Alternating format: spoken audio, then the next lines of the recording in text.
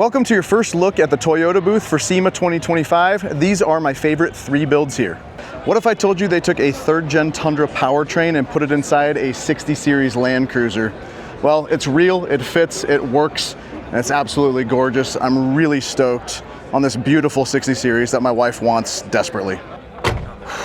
Even the doors closing feel like a brand new car. This is probably in a museum or something, but the original FJ60 had 135 horsepower, and with this powertrain, it's producing 389 horsepower. If you've been behind the wheel of a brand new Sequoia or a brand new Tundra, you know how they feel. They accelerate like crazy. This has to be an incredible driving experience. I'm interested in how they mated the transmission from this to a manual. I've never seen it before.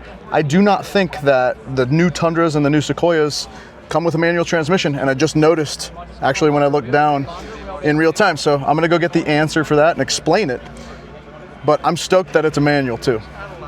It's Marty Schwerter, the FJ45, the FJ Bruiser was your vehicle. Yeah, that one was a fun one. A whole bunch of stuff that's in this booth is by your design.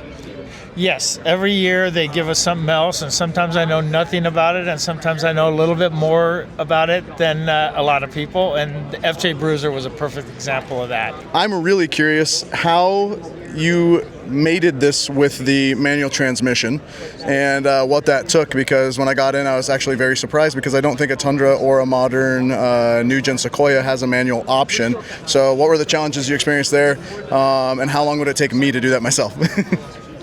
We made it really easy for you, and so did Mark's. Awesome. Perfect. So there's a kit. Yes. We had this whole package, and I started talking to Advanced Adapters. And they're like, hey, we have this thing here. You might want to look at it.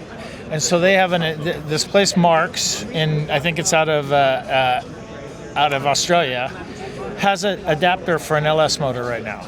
And so I was able to take a motor plate, adapt the LS plate to the adapter, and then bring the stock motor back. And so we set the transmission up right where it wanted to be, and that's what located.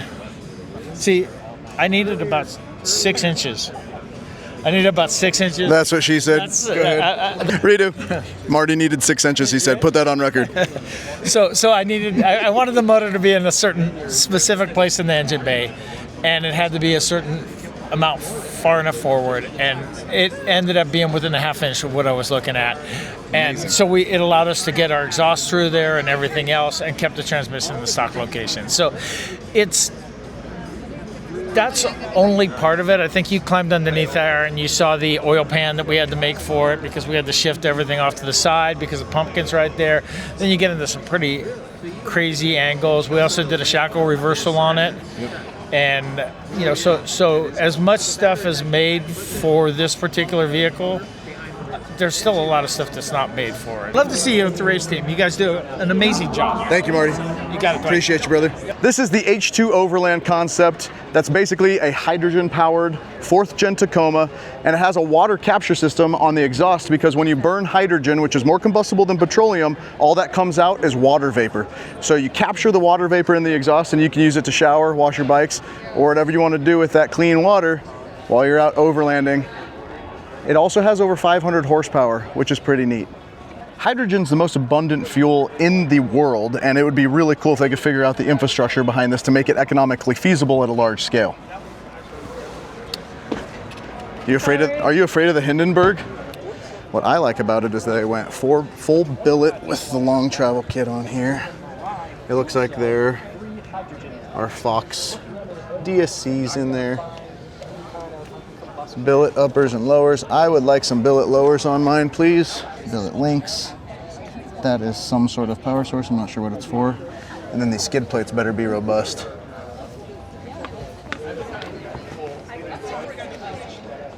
DSC Evos. Looks like they're the 2.5s. But there's one more thing that we're playing around with. Let's see what it is.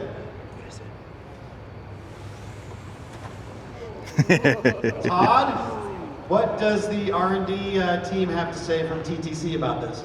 Well, there's a whole lot of passion sitting right here. This is a ground up, fully designed SC01 concept from, I guess you talked about the Scion Laboratory, what we're using. And we're developed this as a powertrain activity to not only show how good our powertrains are, but actually how better they can be in fully off-road. This is the new Scion 01 concept side-by-side that they just unveiled in the Toyota booth at SEMA.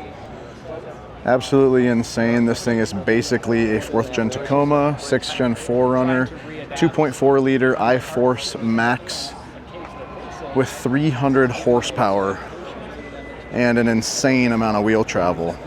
Pushing Pistons is gonna show you the coolest video ever. Guys, how's it going? Whoa! I'm gonna follow you the way that you do your videos, but in YouTube format. We got the Tundra SR5.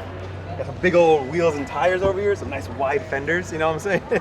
Do I have it down? You're quick with it, you're doing good, you're doing good. I love it, I love it. I love you, man. All right. My only issue with this is the placement of this winch, because I would rip it off. I think it needs to be recessed back. But look at this.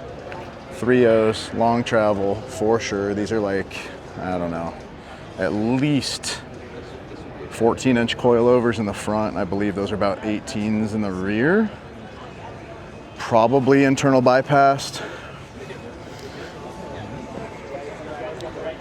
I want to rip it so bad. It is the 8-speed transmission. It's the full drivetrain from a modern Tacoma. 4th gen, so it's an 8-speed tranny, 2.4 liter hybrid with 300 horsepower. Talon is influencing so hard.